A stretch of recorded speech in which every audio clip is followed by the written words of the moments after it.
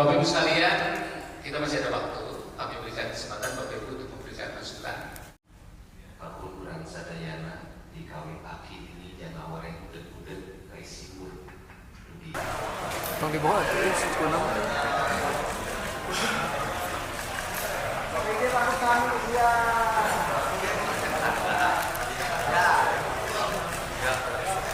Ini Gubernur ke-17 dulu, silakan. Pemerintah pada Pak Presiden, Pak Prabowo Subianto, Pak Mendagri, Komisi 2 DPR RI, kemudian KPU Bawaslu yang hari ini menyepakati tanggal 6 Februari 2024 2025 pelantikan gubernur, wakil gubernur, bupati, wakil bupati, wali kota dan wakil wali kota.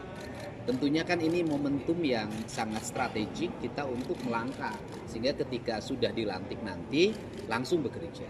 Maka saya bersyukur masyarakat Jawa Barat mendapat PJ gubernur yang sehebat ini, punya visi, kemudian orientasinya bekerja, jujur, berintegritas dan memberikan ruang terbuka pada saya untuk bekerja dalam setiap hari merumuskan kebijakan-kebijakan yang nanti dilakukan setelah menjabat. Nah kan saya menyampaikan bahwa saya ini pilihan politik publik 62,22%. Artinya saya akan ditagih janji kampanye yang saya sampaikan. Nah seluruh janji kampanye yang saya sampaikan itu harus direlasikan lewat siapa? Organisasi perangkat daerah Provinsi Jawa Barat. Untuk itu apa yang menjadi prioritas? Kepentingan publik. Layanan dasarnya apa? Layanan dasarnya layanan pendidikan. Gimana anak-anak Jawa Barat bisa sekolahnya SMA. Kemudian layanan kesehatan. Gimana rakyat Jawa Barat semuanya terlayani layanan kesehatannya dari mulai tingkat puskesmas sampai rumah sakit. Gak boleh lagi ada antrian orang di Hasan Sadikin untuk dapat operasi. Seluruhnya harus tersebar di seluruh daerah. Setiap rumah sakit punya kemampuan yang sama. Kemudian juga layanan infrastruktur. Gak boleh lagi di Jawa Barat ada jalan yang rusak, yang bolong, harus lebar-lebar. Nanti kualifikasinya dirubah, mana jalan daerah pertanian, mana jalan daerah industri. Mobil yang lewatnya kapasitasnya berapa, jalannya harus berubah, gak boleh lagi tetap seperti itu. Nah, kemudian rakyat Jawa Barat harus mendapat pasokan listrik yang 140.000 harus kelar. Kemudian rakyat Jawa Barat harus mendapat jaminan layanan air bersih, jaminan layanan perumahan yang murah, atau masyarakat tidak mampu dibantu perumahan. Nah, seluruhnya itu kan perlu uang. Maka uangnya ada di Kasda Provinsi Jawa Barat yang sudah ada dalam rencana kerja 2025. Nah, tentunya seizin Pak PJ, saya dan diminta juga tim transisinya yang bentuk Pak PJ. Tetapi seluruhnya adalah pejabat Pemprov, tidak ada orang luar. Nah, sehingga akan dilakukan perubahan-perubahan arah kebijakan keuangan yang akan diarahkan untuk belanja kepentingan publik yang real dirasakan langsung oleh masyarakat. Untuk itu pasti ada nomenklatur yang digeser, jumlah besaran di nomenklatur itu yang dirubah, angka-angka yang dianggap tidak efisien dan tidak produktif itu akan dicoret. Inilah yang akan didorong sehingga seizin gubernur yang ke-17 setelah saya menganalisis bersama sahabat kembaran saya, Deddy Mulyadi, maka ditemukanlah angka yang mudah-mudahanlah bisa di atas 2 triliun untuk belanja publik di perubahan. Sehingga saya sudah menyampaikan ke Pak PJ, kita ingin jalan di Jawa Barat selesai tahun ini. Gitu Pak.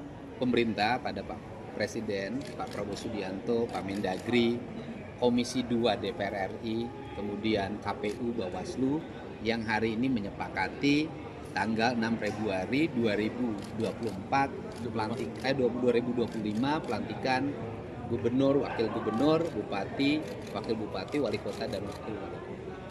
Tentunya kan ini momentum yang sangat strategik kita untuk melangkah sehingga ketika sudah dilantik nanti langsung bekerja. Maka saya bersyukur masyarakat Jawa Barat mendapat PJ gubernur yang sehebat ini, punya visi, kemudian orientasinya bekerja, jujur, berintegritas dan memberikan ruang terbuka pada saya untuk bekerja dalam setiap hari merumuskan kebijakan-kebijakan yang nanti dilakukan setelah menjabat. Nah kan saya menyampaikan bahwa saya ini pilihan politik publik 62,22%. Artinya saya akan ditagih janji kampanye yang saya sampaikan. Nah, seluruh janji kampanye yang saya sampaikan itu harus direlasikan lewat siapa? Organisasi perangkat daerah Provinsi Jawa Barat. Untuk itu, apa yang menjadi prioritas? Kepentingan publik. Layanan dasarnya apa? Layanan dasarnya layanan pendidikan. Gimana anak-anak Jawa Barat bisa sekolahnya SMA. Kemudian layanan kesehatan. Gimana rakyat Jawa Barat semuanya terlayani layanan kesehatannya dari mulai tingkat puskesmas sampai rumah sakit. Gak boleh lagi ada antrian orang di Hasan Sadikin untuk dapat operasi. Seluruhnya harus tersebar di seluruh daerah. Setiap rumah sakit punya kemampuan yang sama. Kemudian juga layanan infrastruktur. Gak boleh lagi di Jawa Barat ada jalan yang rusak, yang bolong, harus lebar-lebar. Nanti kualifikasinya dirubah, mana jalan daerah pertanian, mana jalan daerah industri. Mobil yang lewatnya kapasitasnya berapa, jalannya harus berubah, gak boleh lagi tetap seperti itu. Nah, kemudian rakyat Jawa Barat harus mendapat pasokan listrik yang 140.000 harus kelar. Kemudian rakyat Jawa Barat harus mendapat jaminan layanan air bersih, jaminan layanan perumahan yang murah, atau masyarakat tidak mampu dibantu perumahan. Nah, seluruhnya itu kan perlu uang. Maka uangnya ada di Kasda Provinsi Jawa Barat yang sudah ada dalam rencana kerja 2025. Nah, tentunya seizin Pak PJ, saya dan diminta juga tim transisinya yang bentuk Pak PJ. Tetapi seluruhnya adalah pejabat Pemprov, tidak ada orang luar. Nah, sehingga akan dilakukan perubahan-perubahan arah kebijakan keuangan yang akan diarahkan untuk belanja kepentingan publik yang real dirasakan langsung oleh masyarakat. Untuk itu pasti ada nomenklatur yang digeser, jumlah besaran di nomenklatur itu yang dirubah, angka-angka yang dianggap tidak efisien dan tidak produktif itu akan dicoret. Inilah yang akan didorong sehingga seizin gubernur yang ke-17 setelah saya menganalisis bersama sahabat kembaran saya, Deddy Mulyadi, maka ditemukanlah angka yang mudah-mudahanlah bisa di atas 2 triliun. Gak sempat baca? Dengerin aja. Klik icon text to speech, gak pakai ribet di okezone.com.